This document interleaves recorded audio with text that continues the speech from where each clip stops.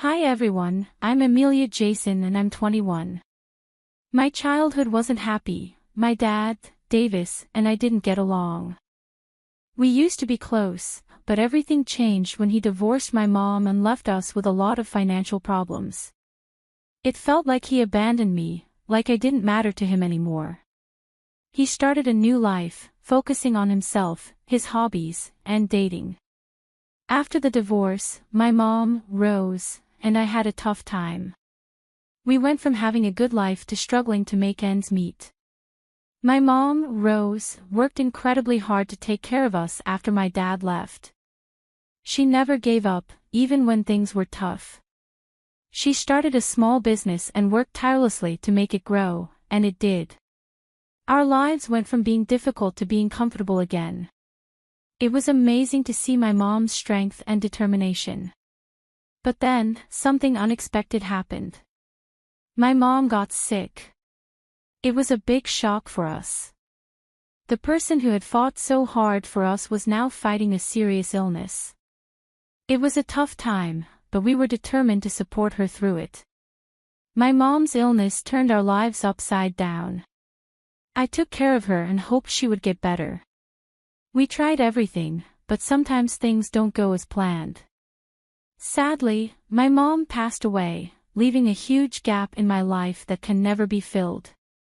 As her only child, I had to face the difficult time after her death alone. While I was grieving, I found out that she had left her house to me. It was her last gift, showing me how much she loved me and the life we shared. When I entered the house, now mine, it felt like my mom was hugging me one last time. The house held many happy and sad memories of our time together. But what hurt me the most was that my dad, Davis, and his new wife, Sarah, didn't even come to my mom's funeral. It was as if he had completely forgotten about her and didn't care. This made me very angry. How could they be so cruel? Didn't my dad care about how I was feeling? Even months after my mom's death, the pain still felt fresh. I tried to find comfort in memories and friends, but I couldn't shake off the bitter feelings. The house my mom left me was beautiful, but it reminded me of her absence.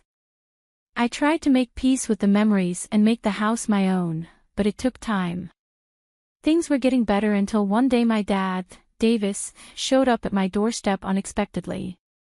It had been months since my mom's funeral, and he acted like nothing was wrong. I opened the door, and our eyes met. He looked surprised to see the pain and anger on my face. He tried to smile, but it didn't work. We stood there in awkward silence with a lot of unspoken words between us.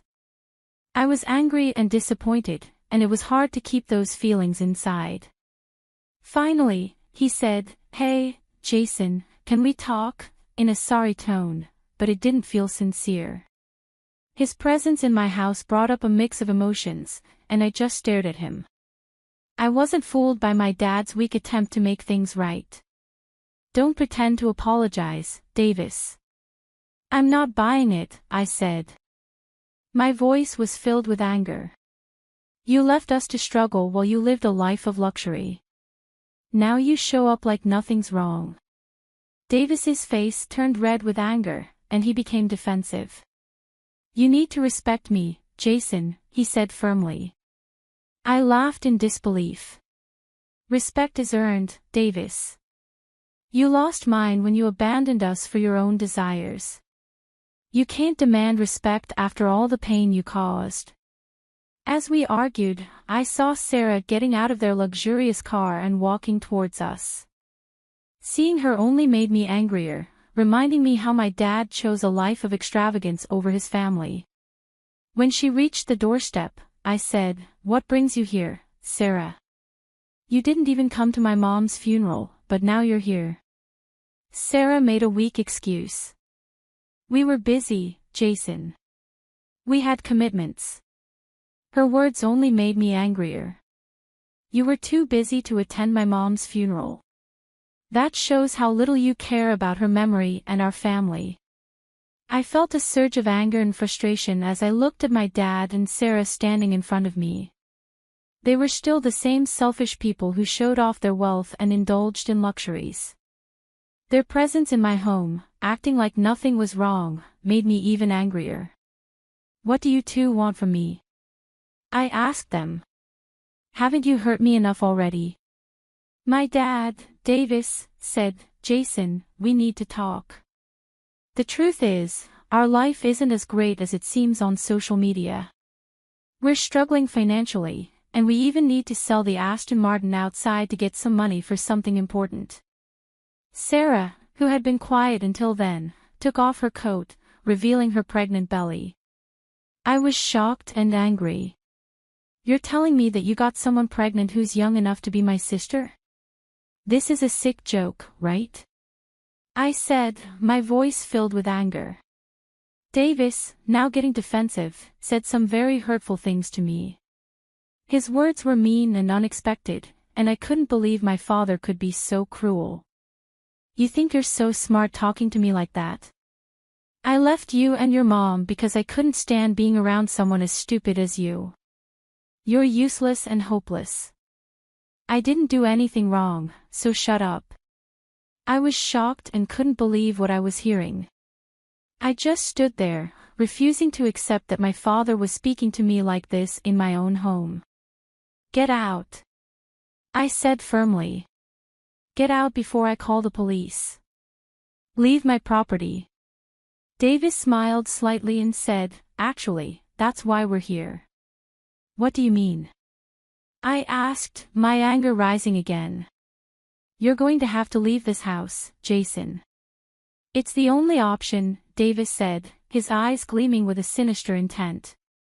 I was furious, my heart racing with anger. "You're crazy, Davis. My mom gave me this house, the woman you abandoned. You think you can just take it away? Never. You think you deserve this house? Think again. This house is legally mine, and you can't take it away," I said, standing my ground. Davis sneered at me. "Are you sure about that, Jason?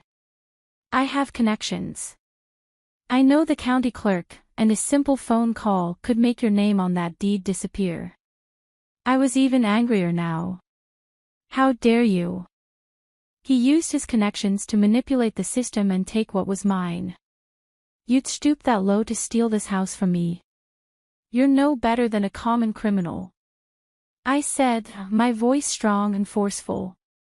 They were taken aback by my intensity, but as they realized they weren't going to win, they looked nervous and scared. They knew they had underestimated me and my determination to protect what was mine and my mom's. With all my strength, I yelled at them to leave my property immediately. They turned pale and finally left the house they had tried to take. Even though he was scared, Davis still tried to intimidate me with threats of ruining my life. "You'll regret not listening to me, Jason," Davis said. "I tried to be nice, but you didn't want that. Just wait, you'll be begging for mercy when I'm done with you." After they left, I was left standing there, my heart racing with anger, frustration, and determination. I knew this battle was far from over. In the silence that followed, I felt a sense of urgency. I knew my father had more power and influence than I did, and his connections and willingness to bend the rules posed a big threat to my dreams of keeping this house. I understood it wouldn't be easy. This wasn't just a fight for a physical space, it was a battle against a system that favored the powerful and well-connected. But I wasn't willing to give up. I would fight hard to protect the legacy my mother left me. The house represented memories, love, and sacrifices. It was a symbol of my identity and my journey toward freedom. With newfound determination, I took a deep breath and prepared myself for the tough journey ahead. The fight for justice had just begun. Weeks after our confrontation, my father still sent me hateful messages and threats. I ignored them, knowing they were meant to hurt me. Instead, I collected evidence, saved every message, and wrote down every word he said. I knew I had to take action, so I went to the county clerk's office. This was the place where my father's plan could become a reality, but I wasn't afraid. I had to face the person who had the power to make decisions.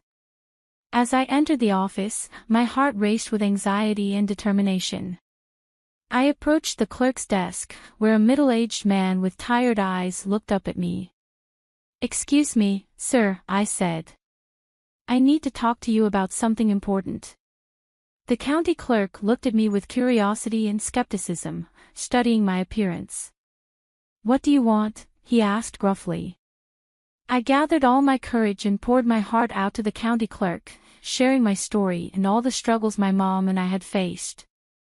I told him about Davis's absence at my mom's funeral and the threats that still haunted me. I showed him the evidence of Davis's manipulation and begged him to see the truth. As I spoke, the clerk's expression changed from indifference to genuine concern. "Please, sir, understand the truth." I pleaded with him. "Davis has twisted the story to make himself the victim. Don't let him deceive you and take what's rightfully mine. I'm all alone and need your help." The clerk's eyes softened as he leaned back in his chair, taking a moment to process what I said. "I had no idea," he said, shaking his head. "I have a son around your age, and I can't imagine what you're going through. Davis made himself out to be the victim, saying you were a spoiled brat, but something didn't feel right. Maybe that's why I was hesitant when he asked for this favor. I had a feeling something was wrong, but I didn't realize it was this serious." His words were like a shock to my already hurting heart, but they gave me hope that someone was finally listening. I felt a glimmer of hope that things might work out fairly. "Thank you for listening, sir," I said, my voice full of gratitude. "Your understanding means a lot to me. I just want you to see the truth behind Davis's lies." The county clerk nodded, looking determined. "I'll do what's right, but you have to promise not to tell anyone that I'm doing this as a favor. Sometimes, I help my friends in ways that aren't exactly legal, so if you tell anyone, I'll find you and make sure you regret it." I swallowed hard, scared of the man in front of me. "Honestly, sir, I don't care if you're not following all the rules. I just want to make sure my house is mine and my father can't control it." "I've got it," he said firmly. "I believe you've been through a lot, and you shouldn't have to worry about owning your house again." Leaving the office, I felt a huge weight lifted off my shoulders. The battle wasn't over yet, but I had hoped that the truth would come out and I would get what was mine. I went to my father's house, but it looked empty and abandoned. The fancy furniture was gone, probably sold to prepare for the new baby. After waiting for a long time, Davis finally opened the door, looking terrible. He hadn't slept or showered in days, and seeing me made him even angrier. "What do you want?" Davis growled. "I just came to tell you something," I said, standing up for myself. "I'm keeping the house, and you can't make me leave, so give up trying." "Like hell you are!" Davis yelled, his face red with anger. "I'm your father, and I get to decide." "You're no father to me, just a pest," I shot back, my anger rising. Davis sneered. "We'll see about that. I always get what I want." I smiled, feeling triumphant. "I already talked to the county clerk, and he's on my side. I have the papers right here, and the house is mine." Davis's face contorted in shock and horror as he realized his plan was falling apart. He stuttered, trying to find words, but I just laughed, celebrating my win. "You can't tell anyone I tried to help you, or we'll both get in trouble," Davis said, his voice desperate. "Looks like you and Sarah need to start house hunting," I taunted, rubbing it in. Davis's face fell. "Actually, Sarah is leaving me. She's not happy that I couldn't get your house quickly enough, and she's given me an ultimatum." I shrugged. "That's tough for you." Davis's eyes begged me. "Jason, please let me move in with you. I can't take it here anymore. Everything is too much for me. I haven't slept or eaten, and Sarah is driving me crazy with her demands." I laughed. You're still acting like a child even at your age. You think I'm going to let you stay with me? Think again. Try a homeless shelter, they might have room for you. Davis's face twisted in anger. You're a heartless and thoughtless person. You'll regret this, Jason. I smiled. I'm not scared of you, Davis. You're getting what you deserve. Karma's a bitch, isn't it? As I walked away, I knew Davis's life was going downhill. He became a social outcast, and his alcohol addiction took over. I heard Sarah divorced him, took most of his money, and left him alone and hopeless in a hotel room, struggling to figure out his next move. But I knew I had one, and I was ready to fight for anything my mother left me. Davis would never dare to confront me with the same anger and entitlement again. I was no longer a kid, and I had a lot to lose. I'll fight for anything my mother left me, I said firmly. And if he's foolish enough to try me again, I'll make sure he regrets it.